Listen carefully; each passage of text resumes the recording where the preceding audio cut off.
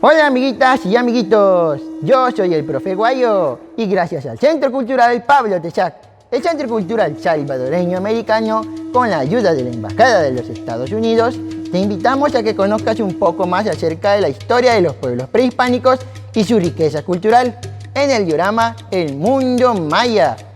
Para esta ocasión lo voy a dejar con mi amigo el profe Dimas. Espero que se diviertan y aprendan mucho.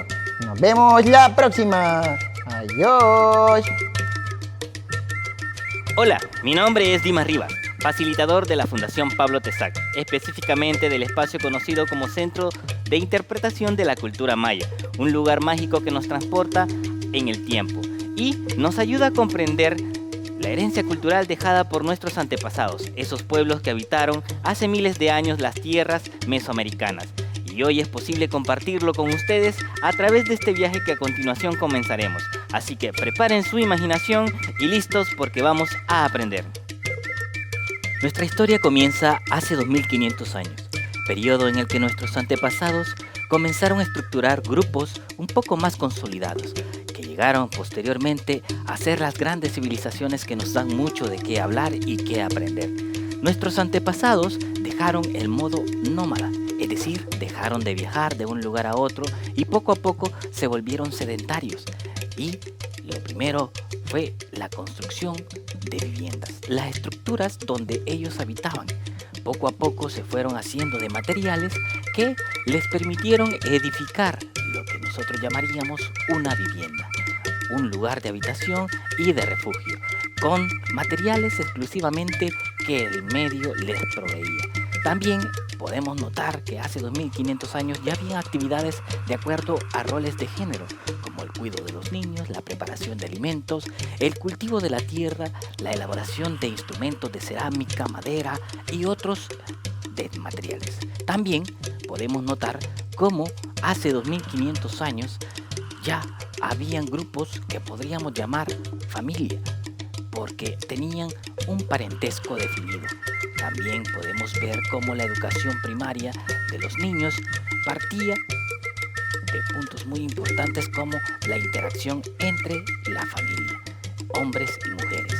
Podemos notar perfectamente que eso sucedió. También en las escenas posteriores vemos actividades como la caza.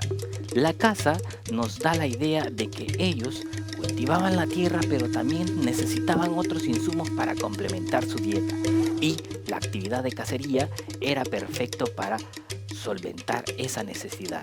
Los bosques eran los lugares a donde iban en busca de animales, tales como los venados, monos, aves, y para ello utilizaban diferentes materiales, herramientas que habían llegado a perfeccionar poco a poco, como son la lanza, el arco y la flecha, la cerbatana y otras herramientas muy útiles para esta actividad.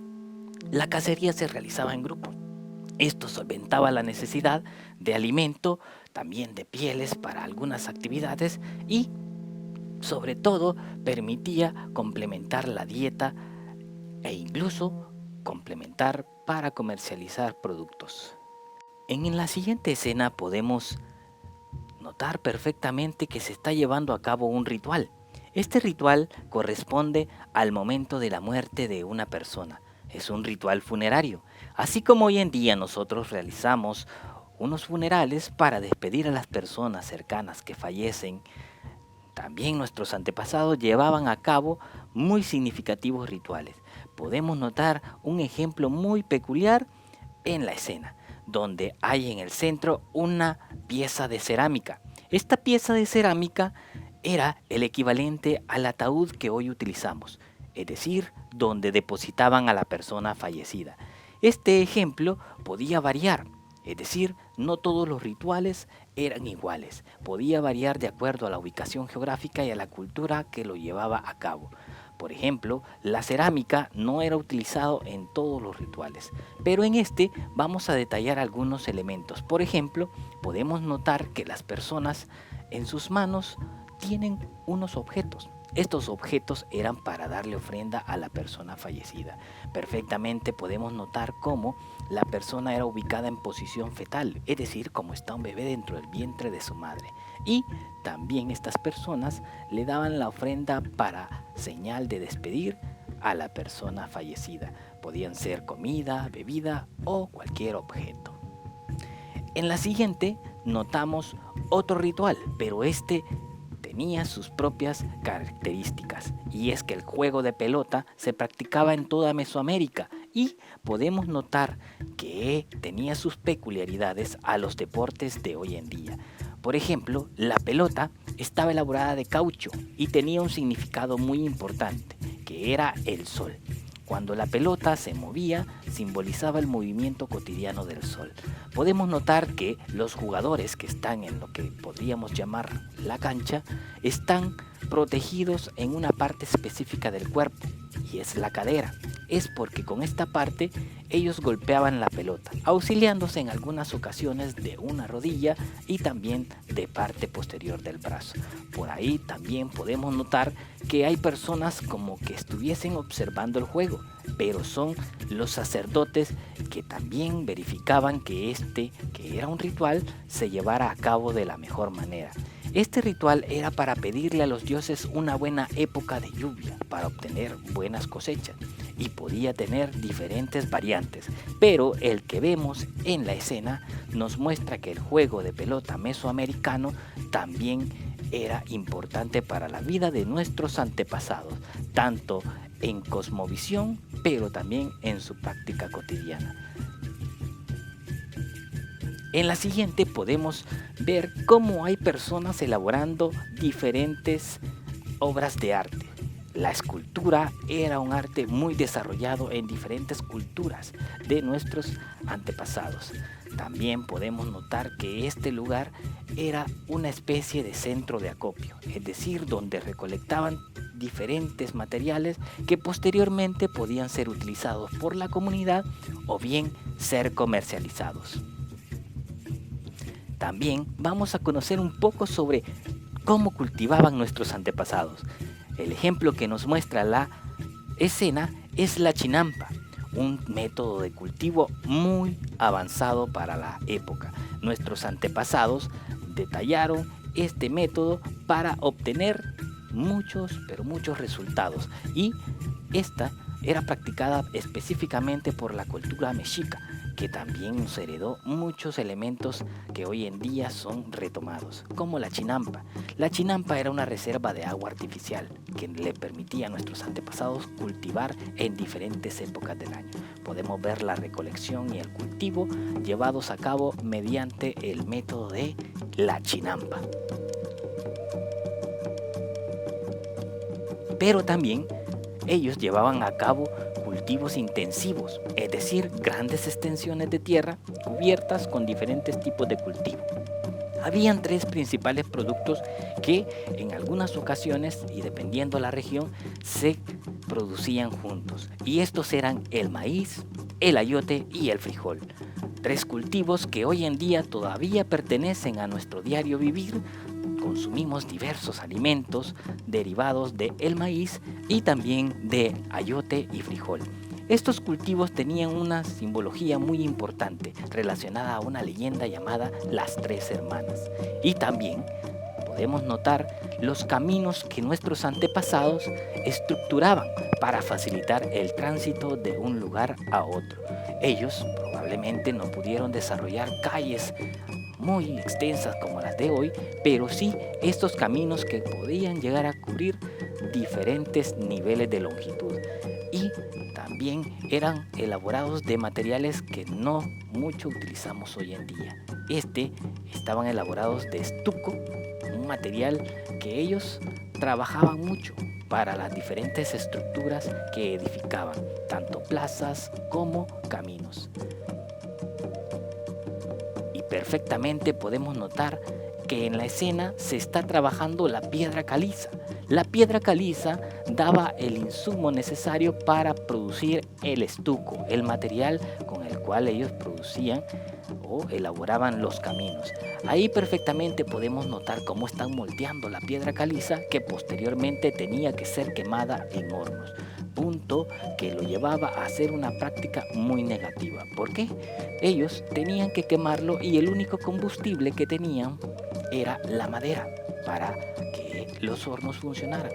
Esto llevó a nuestros antepasados a talar miles de árboles. Aparte, podemos notar cómo llevaban a cabo otras prácticas. La preparación de extensos espacios de tierra que en algún momento fueron bosques, ellos los preparaban para los cultivos mediante un método que era el roza y la quema.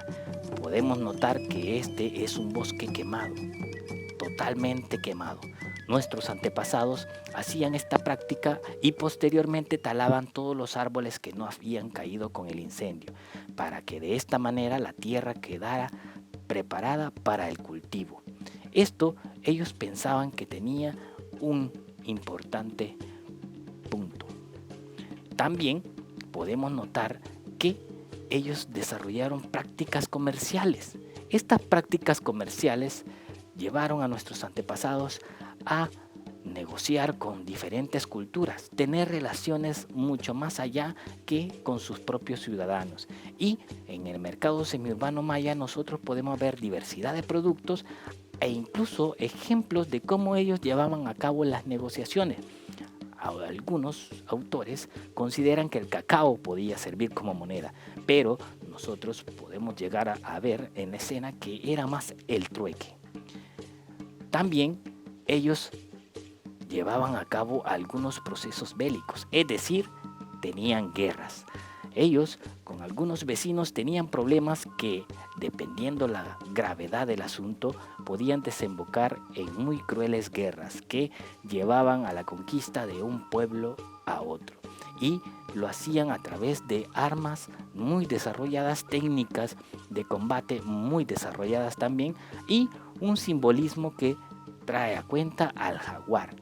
Puesto que era un animal muy fuerte y feroz, ellos lo consideraban protector de aquellos guerreros. También podemos notar cómo alrededor de diferentes edificaciones como templos o edificios muy importantes se desarrollaban algunos rituales, y también se podía desarrollar dentro de los conjuntos familiares o específicamente la familia. Estos eran pequeños también. Y ¿por qué no hablar de las grandes edificaciones que ellos construían? Estos podían ser templos dedicados a diferentes deidades, pero también podían tener una función de observación, es decir, se convertían en observatorios del cielo, porque nuestros antepasados mayas eran grandes astrónomos y matemáticos. Esto nos ayudó a nosotros a conocer el cero y otros términos matemáticos, pero específicamente la pirámide que vemos estaba dedicada al dios Kukulcán, un dios muy importante para la cultura maya de la zona, y cada lado de esta monumental pirámide tiene 91 escalones, y para acceder al templo había un escalón más, es decir, sumados nos daban 365 escalones, un escalón por cada día del año. Ellos tenían diferentes sistemas calendáricos, pero esta pirámide era un ejemplo de ellos. También, al observar el cielo, tanto de día como de noche, ellos dedicaron diferentes ubicaciones del cielo y del movimiento de las estrellas para edificar sus pirámides. Ahora vamos a conocer parte de la historia que le sucedió a los mayas después de tanto esplendor. Por haber talado quemado tantos bosques, nuestros antepasados sufrieron una época de sequía sumamente cruda y ya no había alimento, ya no había bosque donde cazar, no había capacidad de cultivar porque la tierra estaba seca, y esto obligó a nuestros antepasados a emigrar. Es decir, los mayas no desaparecieron, únicamente se dispersaron. Poco a poco abandonaron muchas de las tierras que en un momento fueron muestra del esplendor de la cultura maya. De esta manera se dice que la escena nos muestra la caída de la cultura maya, es decir, que ellos no desaparecieron de la noche a la mañana, sino que fue consecuencia de sus prácticas. No tenían solo cosas buenas, sino que también hay que aprender de las cosas que le sucedieron a ellos, porque se pueden repetir en nuestra realidad si no cuidamos el ambiente. Ahora vamos a conocer otra cultura, específicamente la cultura náhuatl, que habitan en diferentes regiones de Mesoamérica posterior a diferentes sucesos históricos, incluyendo, en este caso, nuestro país, El Salvador. Nosotros tenemos raíces náhuatl y en este caso nosotros vemos cómo los náhuatl comenzaron a habitar estas tierras con su vida cotidiana, sus estructuras de vivienda, sus roles de hombres y mujeres, pero también sus creencias. Veíamos al inicio la imagen de uno de los dioses más importantes, Quetzalcóatl, o la serpiente emplumada en idioma náhuatl. Ellos comenzaron a habitar estas tierras de acuerdo al desarrollo histórico de la zona, puesto que tenemos como antecedente la erupción del volcán de Ilopango y otros sucesos que permitieron a los náhuatl venir y habitar estas regiones. De esta manera comenzaremos esta historia. Los náhuatl tenían diferentes creencias, pero una de las más peculiares era con respecto a los nahuales, que derivaba a un ritual llamado nahualismo. En la escena nosotros podemos apreciar perfectamente cómo hay personas transformándose en animal, específicamente en serpientes, dos mujeres. Y esto se debe a que ellos creían que nosotros al nacer veníamos conectados con la naturaleza a través de un espíritu acompañante o protector, que le podíamos llamar nahual. Este nahual se convertía en nuestro acompañante y, de acuerdo a unas condiciones específicas en donde se vinculaba a la naturaleza, la persona podía llevar a cabo este ritual y transformarse en su respectivo nahual, que podía ser diferentes animales: una serpiente, un jaguar, un conejo, un venado, dependiendo mucho la fecha de su nacimiento. Es decir, esto era una creencia que hoy en día la confundimos con brujería u otras cosas, pero para nuestros antepasados no lo era. También vamos a conocer parte de las estructuras ceremoniales que ellos llevaban a cabo. Es decir, que ellos ya no edificaron grandes pirámides monumentales como los mayas, pero aún así tenían sus propias edificaciones para hacer sus prácticas rituales, donde se llevaba siempre la idea de agradecer, solicitar e incluso pedirle piedad a los dioses. Los dioses náhuatl y los mayas en algunos momentos se cree que tienen alguna relación, pero tienen algunas diferencias también, de acuerdo a la creencia de la región. La vida cotidiana de los náhuatl también la vamos a ver en la siguiente escena, que muestra cómo la aldea estaba constituida con diferentes estructuras de vivienda y las personas desarrollando su vida cotidiana. Así como vimos al inicio de los mayas, los náhuatl también desarrollaron diferentes instrumentos para facilitar su vida en agrupaciones que podríamos llamar familia, como centro de la sociedad, desde lo pequeño hasta lo complejo. También vamos a conocer qué pasó al momento en que personas extranjeras a estas tierras vienen y confrontan a los náhuatl. Me refiero a los españoles. Estos venían dedicados a conquistar estas tierras, pero el pueblo náhuatl fue muy aguerrido. Al darse cuenta de las intenciones de los españoles, presentaron batalla para defender sus tierras. Lamentablemente la historia nos cuenta que el pueblo náhuatl fue sometido, pero no hay que creer en el hecho de que era un pueblo débil. Los españoles tuvieron la ventaja por dos elementos clave. Primero, ellos venían acompañados de los tlaxcaltecas y otras culturas que se aliaron por ser enemigos de los pueblos prehispánicos también nativos de estas tierras. En este sentido, los tlaxcaltecas ayudaron a conquistar al pueblo náhuatl y a otros.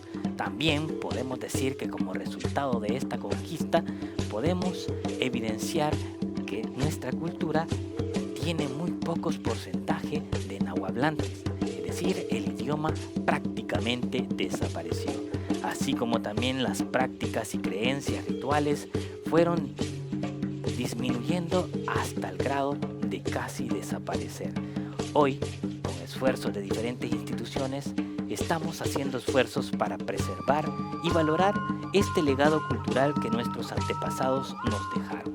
Desde haber sido conquistados por los tlaxcaltecas españoles y la vihuela, hasta ahora que podemos decir que podemos construir poco a poco una cultura que valore su pasado para comprender su presente y saber dirigirnos al futuro.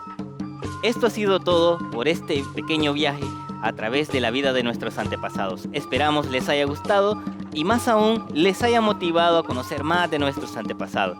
El Centro de Interpretación siempre será un lugar donde promoveremos la valoración de nuestros pueblos prehispánicos.